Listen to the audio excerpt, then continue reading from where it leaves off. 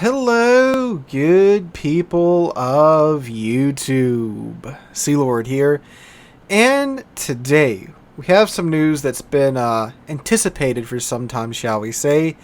It's nothing that I think is going to go over well with the player base, although there is a pretty good caveat to this for now that it's probably going to leave most of the tension.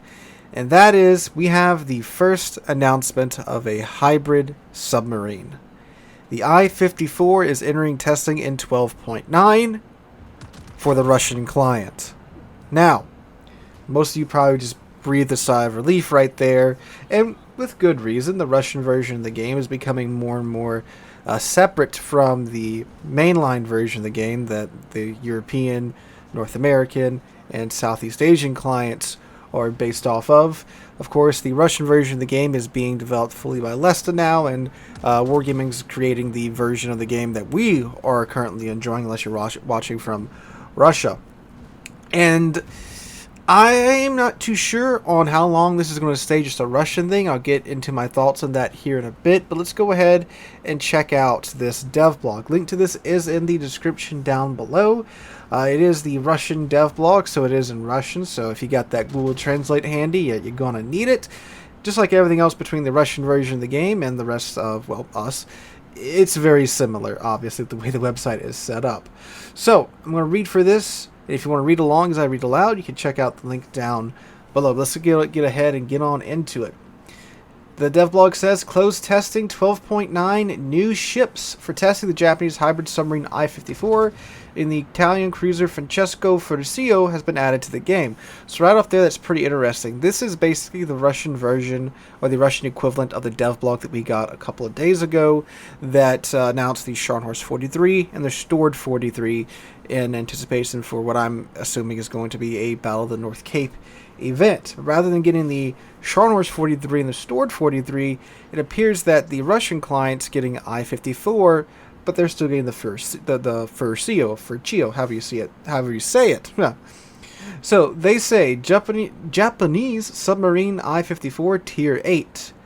Otsugata class, also known as B-3, submarines were designed for long-range reconnaissance, including joint operations with surface and submarine forces. To do this, they were equipped with a catapult and a seaplane hangar. The third series of the type differed from its predecessors in reduced engine power, as well as a large number of spare torpedoes. Submarine I-54 took part in the Mariana and Philippine campaigns, and during the battle in Leyte Gulf went missing. I-54 is the first hybrid submarine in our game. It is armed with a squadron of Yokosuka E-14Y seaplanes. One aircraft will be launched using an aircraft catapult from the deck of a submarine, then the rest of the squadron joins the aircraft after launching directly in the air. The launch can only be carried out from the surface position, while after that the submarine will be able to dive underwater. Aircraft are equipped with HE bombs with a high chance of causing a fire but low damage. I-54 is armed with 6 torpedo tubes located in the bow of the hull. They are only equipped with acoustic torpedoes with a high chance of causing flooding but low damage. The ship is also armed with one 140mm main battery gun under the direct control of the player. The gun fires, translated to PBB, I'm going to guess that's sap shells, like the I-56.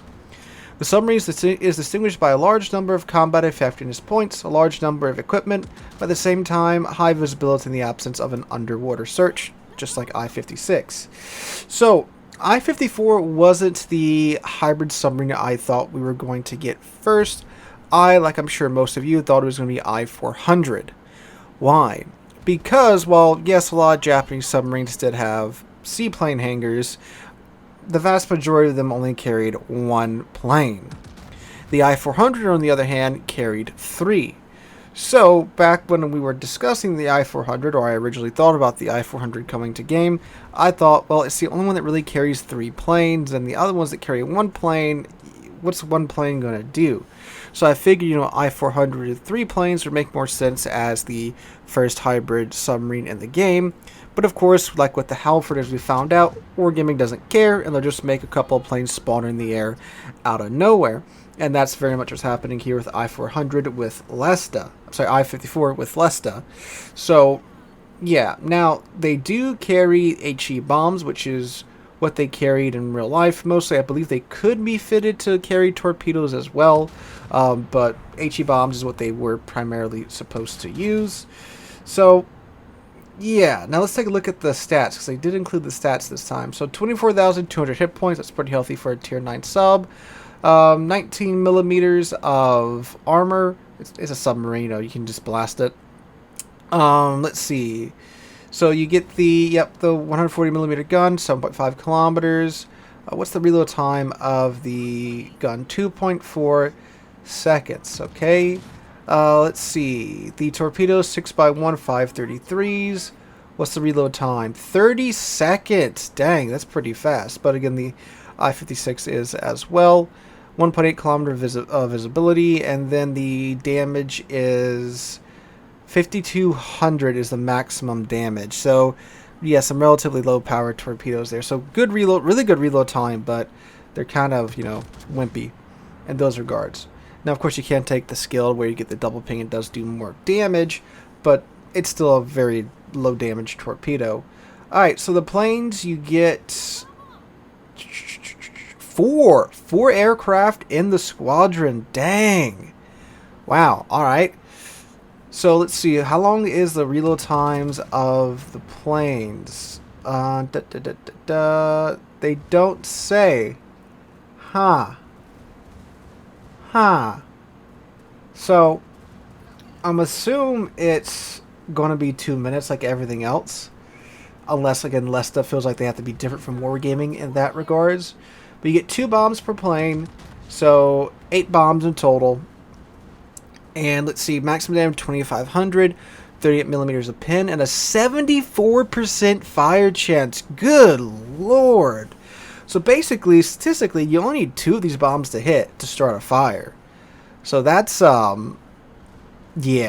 So what I see there happening is that you use your torpedoes, not necessarily to do damage to the ship, but to start a flooding on the ship and force them to use damage con, launch your planes, and then set like 5 fires on the guy. I know there's only 3 in game. It's a joke. It's a joke, but good lord, 75% fire chance, 74% fire chance. That's before you build into it too, with like the flags. So, dang. Okay, so here's my thing about hybrid submarines. Submarines have to spend so much of their time in game getting into position. They have to find a ship or maybe a pair of ships that are alone and not paying attention to their surroundings for them to actually attack and have a decent amount of effectiveness on. If they go after the pack in the middle, like I'm sure most of you guys have seen, you spot a submarine and the other 3 ships around you do, it gets absolutely just carpet bombed to death by depth charges. So you can't really do that. Which means, again, you have to spend a lot of time trying to get into position. And spending time sitting on the surface, launching planes, flying planes to the target and dropping bombs on them, I'm not really sure how well that's going to work. Kind of like the Halford. Like the Halford, again, it's a DD. It's a very, very active class. You have to, be paying attention to what you're doing. It's very fast-paced. It's not great to just sit there and smoke or sit there in an island, behind an island, and fly your planes around. Now, granted, these bombs do have a really nice fire chance, and again, if they happen every 2 minutes, who cares? But with a submarine, your survivability is so dang low that if you are flying the planes, for example, and you are, letting autopilot drive your submarine, then, yeah, I'm not sure how that's going to work out, because autopilot's kind of dumb, if you haven't noticed. So, I don't know. I don't know if it's going to work out well at all. And they neutered the torpedoes too, because you only have the homing torpedoes. You don't get the unguided torpedoes. And that's part of what makes the I-56 so good. You have that fast reload time, and you have really decent torpedoes overall. So you can kind of vomit torpedoes and get away with it with the with the stock torpedoes. I'm sorry, the unguided torpedoes. The guided torpedoes are very short range on the I-56. What is the torpedo range on here? Let's see. Torpedo range 10 kilometers. Okay, that's pretty decent-ish. I mean, for homing torpedoes, obviously, yeah. So, I'm not sure how well this is going to do. Again, right now, this is only for the Russian server. However, as we've seen throughout this whole separation, the teams obviously still share information and models to some degree. I mean, heck, the next ship, well, the other ship in this devlog is the Francesco Ferruccio, however you say it. That's a ship we just got in our devlog. And these ship models, they're not, things that are super easy to do. A lot of time and effort goes into them. There's a behind-the-scenes video of them, building a ship from the ground up in-game. It's very labor-intensive. Well, not labor-intensive, but it's very man-hours intensive, if you will. I think it's like 300 man-hours on a ship, something like that. So, obviously, if they can, share models and stuff, they're going to. So, unless this is the beginning of a bigger split in between the Russian version of the game and the rest of the clients, this could very well be it, but it's very likely that this model's been being worked on for some time now. This is just what they're announcing to us in closed doors behind the scenes. They might have a whole line of these things ready to go. Granted, too, it is a B3. It is simply an I-56 with the Harrier. We'll get to Harriers one day, I'm sure. With the hanger slapped on the deck, because the I-56, she too had a hanger, but it was removed to make room for the Kite and Suicide torpedoes. So, yeah, there's that. They simply could have taken the I-56, modeled the hanger, and modeled the catapult on it and said, hey, look, we have a hybrid submarine now. So that is very much something that could have happened.